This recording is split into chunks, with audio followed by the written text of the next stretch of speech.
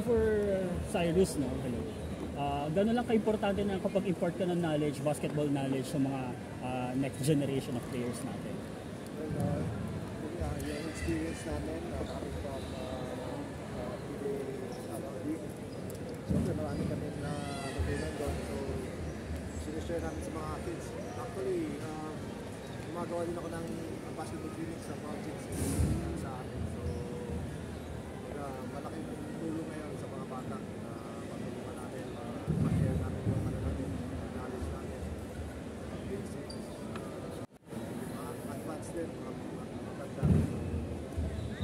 Yun, masaya ako na anak ko na i-share ko yung knowledge sa basketball. Ryan, can you discuss lang kumusta yung passion na nakita mo sa mga bata sa pagtuturo mo ng basketball? Well, syempre kanina, very swerte ng mga kids ngayon na compare before kasi katulad yan, nandito si PNDT, Fast Break, nagbibigay sila ng mga free basketball clinics for the kids, and even di rin naman sa mga ibang basketball clinics, marami na tayong option na pwede natin matutunan yung basic basketball. Mga ex-PBA player, even the coaches, they can give inputs para sa mga bata na talagang gusto at pinapangarap maging basketball player. So very lucky din yung mga bata ngayon sa Manila. For Rico, hi. Gano'n lang ka-importante na natututunan ng mga bata yung mga fundamentals, yung mga basics ng basketball? First of all, very good question. Thank you for that wonderful question. Of course, yung basic kasi sometimes it is forgotten. Nag-shortcut yung mga bata. So important, first of all, ma-enjoy nila yung basic. And then afterwards, makukuha mo yung talagang yun yung foundation. Kumbaga sa isang building, ipin-start mo ng mahina yung foundation niya. Pag dumating yung mga sakuna or earthquake, like yung mga competition na, mababa yung foundation. So maganda, complete, matibay. So kaya kami sa PBA Moto Club sa mga kasama namin sobrang thankful kami dito kay PLDT Home Fiber Fast Break sa opportunity na maturuan namin yung mga kids. Dahil sometimes yung mga nakikilala mo mga kids, biglang malalaman mo na lang nasa PBA na sila, nasa NBA or whatever league, Japan, dami na ngayon mga competition na mga pwede puntahan ng mga bata. UAP, NCAA, so nakaka-proud na nagkaroon kami ng moment na bigyan namin ng chance na share yung knowledge namin sa mga bata pagdating nila sa highest level basketball. For Jerry naman, Yakunatics din ako Yes sir! Okay, may mensahe ka ba para sa mga bata na gustong matuto mag-basketball at gusto mag-progress pa sa larong ito? Yes, sa mga kabataan, siyempre, sila yung mga next PBA dito sa atin So continue lang nila yung everyday practice, yung mga basics, yan, kasi mga fundamentals sinasabi nila. Kasi yun yung yun yung talagang yung matatala nila hanggang paglaki nila. Kasi kahit kami, PBA kami, yun pa rin Tumatang pa rin kami sa mga basic skills, basic fundamentals. Paulit-ulit yung gagawin yun hanggang marating ka sa profession mo na marating. Kahit saan ang trabaho, di ba? Ganun talaga Kailangan, saka dapat love mo yung ginagawa mo. Always praise for God. Dapat yung discipline mo nandun. Di ba?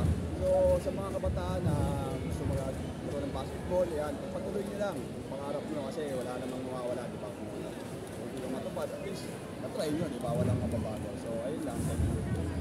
Galit ka.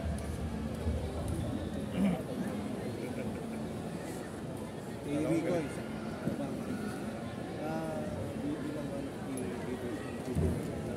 more collaborations na ganito sa PLDT kasi natin marami sa Ayun sir, yung question mo. More collaborations ba na makikita namin in the future with PBA Moto Club and PLDT? Dami yung activities, di ba? Yeah, well, can you kung share with us kung ano pa mo? Yeah, most likely sa PBA Moto Club na build namin as a club. It is one of our priority na ma-share yung knowledge namin as ex-professional basketball. Sila po and ngayon naglalaro pa sila actively. But they are welcome to join us. Lahat ng mga ex-pro pwede mag-join sa amin sa future dahil this is first time sa buong mundo na mga ex-professional basketball player travel the world. Pinupuntahan namin yung mga kids ng mga anak ng mga kababayan natin abroad.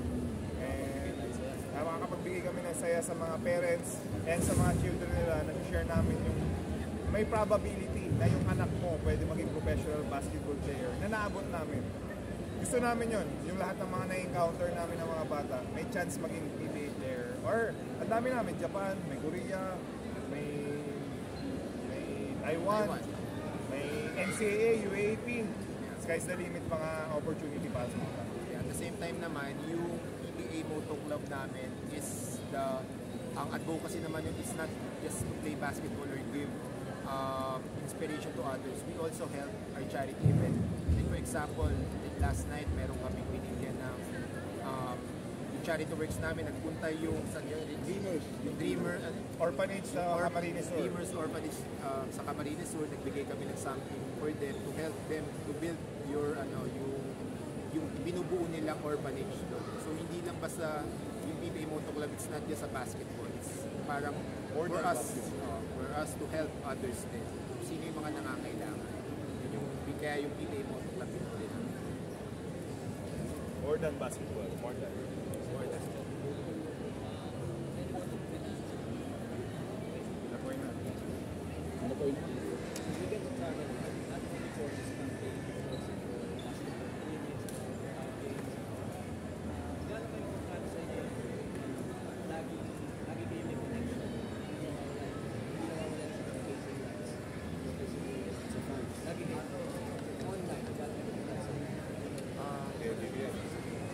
Siyempre, sa panahon po ngayon, yung digital world, importante po na mabilis po yung internet natin. No?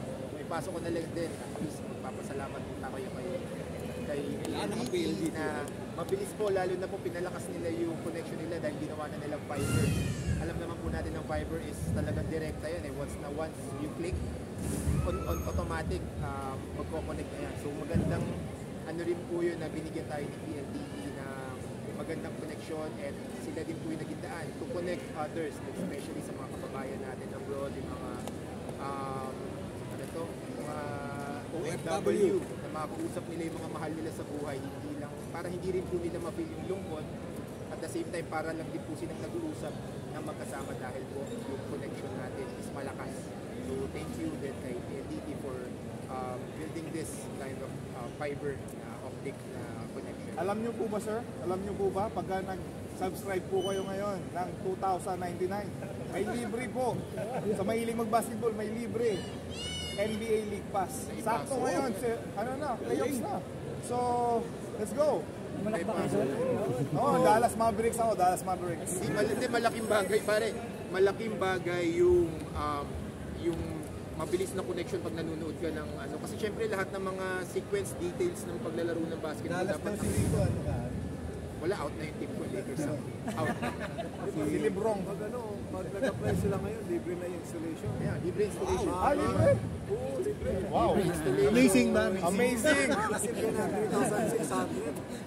Free installation. Si Jeremy, ng team. Lakers din ako, pero ngayon, Wolves na. Kasi pasok eh. So, Ant-Man tayo, Ant-Man. Bandwagon eh. Hindi naman, wala na tayong team eh. Ako Pacers, panalo ngayon. Oo, yun o, panalo, 2-1.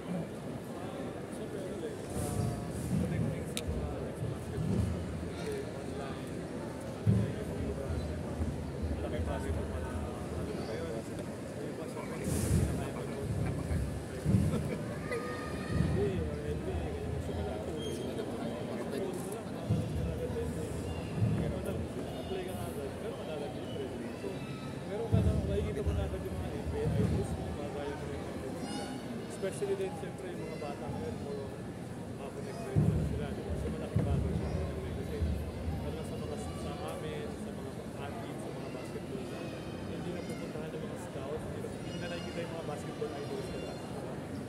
Para makita nila sa phone nila, ano rin yun, parang nakakasama mo na rin sila, di ba? Tsaka mas nakakakuha ka rin ng idea kung ano sila sa player, kung ano yung ginagawa nila to improve their game. So malaking bagay ito. Fiber, then, ano rin, sa mga ibang lugar din na like yung mga OFW, sabi nila, it feels like home, diba? Nakakausap rin pamilya, kahit na malalim. May katulad dati, kailangan mo pabagdayan. Tapos may operator pa, diba? Tapos, ang laki ng babayaran mo, di ba? Ito, isang click mo lang, di ba? Bro, meron silang alam ko meron sila pagka-subscribe ka na ng Gilyo. Pwede kong mag-engage. Kunyari, gusto mo magpalagay ng mesh sa bahay mo. Tama po ba ma'am? Kasi hindi ko, nakita ko lang kasi ako talaga plano ko din talagang magpalagay nyo para at least wala ka ng blind spot. Mga base. Baka naman. Hindi na ito. Nakita ko lang. Naman. Hindi ko alam, si Ma'am na lang.